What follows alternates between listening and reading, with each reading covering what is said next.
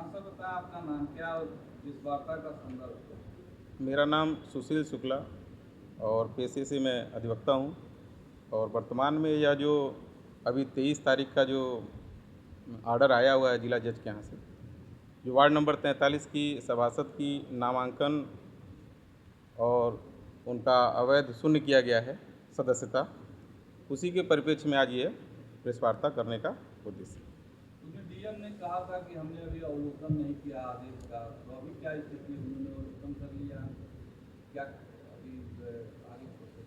यह डिस्ट्रिक्ट जिला जज के यहाँ से यह लेटर जा चुका है और यह डीएम साहब के विवेकाधिकार पे है कि उसका अवलोकन कब करेंगे और उस पर कार्रवाई कब करेंगे। और अगर कहा जाए तो इस आदेशानुसार उसमें उपचुनाव की तैयारी करने का उनको सूचना देना है। काफ़ी लंबी लड़ाई रही आप लोगों की जी जी, को लेकर के। इसी के नाते जो है हम आज प्रेस वार्ता भी कर रहे हैं कि ये 2023 का मामला था और यह वार्ड नंबर 43 का जो हमारे यहाँ जो चुनाव हुआ, यह बहुत ही ऐतिहासिक चुनाव रहा। दुर्भाग्य से चुनाव के दिन ही मेरे ऊपर प्राणघातक हमला होता है और इसमें इनके निर्वाचन जो नामांकन किया गया उसमें तमाम खामियां थीं। उस पर मैंने उसी समय आपत्ति किया, जिला निर्वाचन ने भी ध्यान नहीं दिया, उसको इग्नोर किया। उससे मैं पीड़ित था और व्यथित होकर हमने मुकदमा संख्या 5/2023 दाखिल किया, जिसमें हमारे गुरु श्री महेंद्र नाथ शुक्ला जी हमारी तरफ से अधिवक्ता नियुक्त हो रखे थे। इस पे बड़ी लंबी लड़ाई लड़ी गई और लेकिन इसमें बहुत अच्छा ये रहा कि शासन और प्रशासन दोनों का सहयोग हमें बराबर मिलता रहा और किसी भी तरीके का दबाव नहीं महसूस हुआ।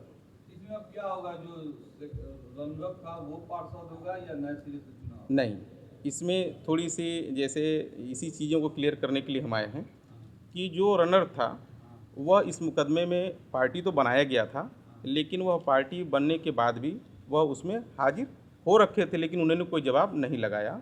इस नाते यह प्रारंभतः अवैध और शून्य हो गया।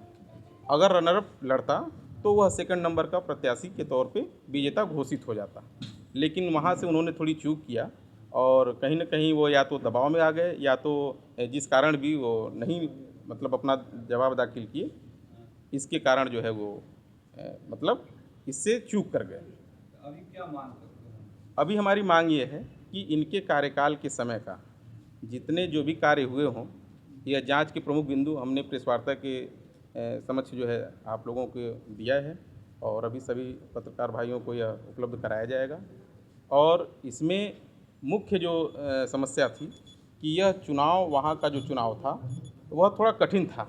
इसको भी जानने की ज़रूरत है कि ऐसा हुआ क्यों ये, और इसमें सारे तथ्यों का गोपन किया गया और वहाँ पर इस तरीके का माहौल क्रिएट किया गया कि जो हम कहते हैं वही सही होता है। मतलब हम न्यायिक प्रक्रिया को नहीं मानते, मतलब कोई भी साक्ष्य लगाया जाएगा। मैं तो आज तक वहाँ समझ ही नहीं पाया कि सभासद हुआ कौन और किसके नाम का शिलापट्ट लगता है। उसके नाते वहाँ मेरा विरोध था। विरोध हुआ तो इन लोगों ने प्राणघातक हमला किया, जिसमें माननीय मुख्यमंत्री योगी आदित्यनाथ जी के आदेशानुसार उस पर एफआईआर भी हुई और इसमें उनका लड़का जो है, जो रक्त रंजित हैं, ये सब अभियुक्त हैं और अपराधी हैं। गंभीर अपराधों में इन सबों के ऊपर मुकदमे भी दर्ज हैं, जो हिस्ट्री सीटर और जिला बदर भी हैं। लड़ाई उनके खिलाफ भी थी।